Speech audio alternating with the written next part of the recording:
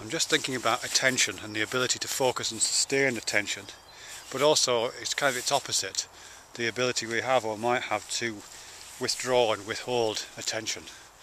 And again, I'm drawing a little bit on Thomas Metzinger, the neurophilosopher, and some comments he made on a video I was watching recently, where he said that because the technologies of distraction, you know, the environment, well, not so much this environment, but the technological environment we spend most of our time, because we've developed the technologies of distraction to such a high level with video games and TV shows and internet sites and all this kind of stuff, and not just the technologies but also the techniques of distraction. MTV videos that cut every 3 seconds, so just as your brains are cresting a wave of attention and starting down the other side, another image will pop up, you know. So just as your brain is starting to tire of recognising Beyonce's arse, it snaps up a picture of a perfectly inflated lip, which again captures you by the eyeballs and doesn't let you go. So you know, so we've got these techniques and these technologies of distraction that we're distracting ourselves to death with, but there's a price to pay for that, and the price is, according to Metzinger, that we've lost, or at least we're losing, the ability to have any kind of willful, conscious control of our attention. You know, the ability to decide what to look at, or to decide what to attend to, and how long to attend to that thing for, is becoming increasingly difficult. You know, in effect, what I think he's saying is we've kind of outsourced the process of attention management onto the environment. You know, whilst we used to, I suppose in an ideal world, whilst we used to have some kind of command of that, all of that command and control process by which decisions are made about what we look at, what we attend to, where our energies go, that's all been outsourced onto or largely outsourced onto the technologies. So we don't have any say about what we attend to. We're told what to attend to by the world and just herded through this attention economy of ours, or attention ecology, I think, more accurate. Anyhow, I've said all that before, but what I'm thinking of right now is, as I said at the top end, it seems to me there's the corollary of that, is that the right word, corollary? Complement of that, the opposite.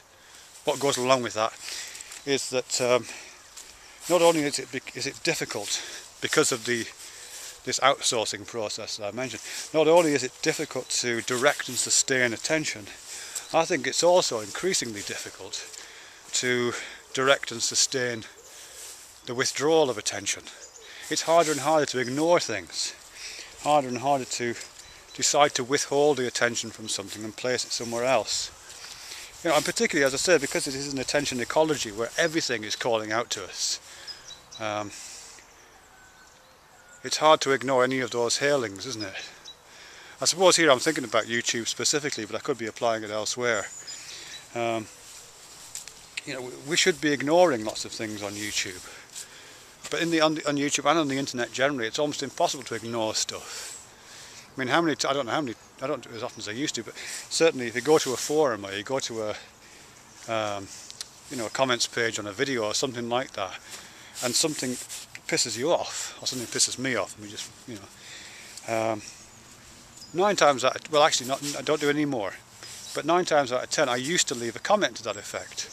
It's like I couldn't walk away. I had to register my disapproval, register the fact that I've been there and attended to it, and it's something I don't like. You know what I mean? It's not, I don't know, it's very strange.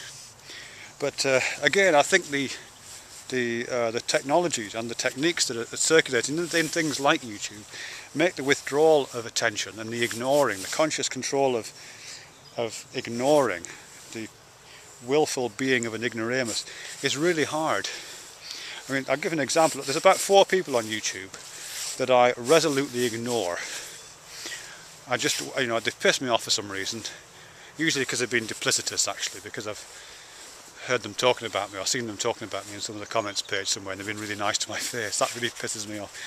And I think in all of those cases that's what it was, something like that. 4 people. And I just thought, well, I'm going to ignore these 4 because these are not worth attending to, you know. Just like you would in real life. This person's two-faced git, I'm not going to spend any time thinking about them. So I take that attitude to these 4 people.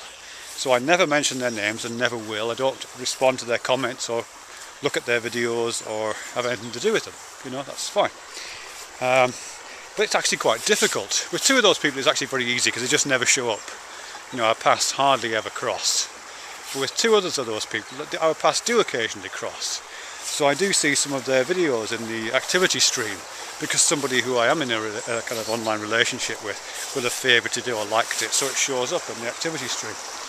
Or they'll have left a comment on a video that I've looked at and I'm reading the comments of. You know, there's that person. And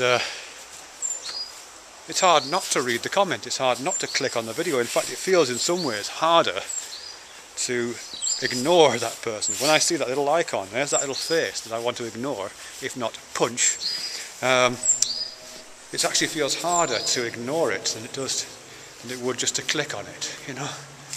It feels like having to ignore it takes 2 stages or something like that, you know. You have to give your attention to it first. Oh, there's that person. And then you have to withdraw your attention. 2-stage process. You know, I sometimes think it'd be easier just to watch the damn video, make the comment, and then at least it's only a 1-stage process. You know, a bit like belief actually. People say that about belief, don't they? I read somewhere. Sam Harris talks about it. I think he says that you know, disbelief is always harder than belief, because if you disbelieve something, you have to attend to it first. And then you have to decide that this thing you're attending to and that you understand and you have a mental representation of, this thing is untrue. You have to do that second thing of negating it. Whereas believing, you just have to do the first stage. So belief is easier than disbelief. And I think the same is true for attention and ignoring. Ignoring in this kind of environment in which things are constantly brought up in front of your face over and over again is actually harder than attending. And that's not a good thing. It requires discipline, I think. At least that's how I'm treating it at the moment. I'm treating it as a kind of it's kind of secular version of Loyola's spiritual exercises. You know, where you kind of consciously deny the, oh, I don't know. It's an exercise anyway, an exercise in concentration, where ignoring is, willful ignoring is like brain training. You know, the mind is a muscle. So I exercise it by ignoring those 4 folk.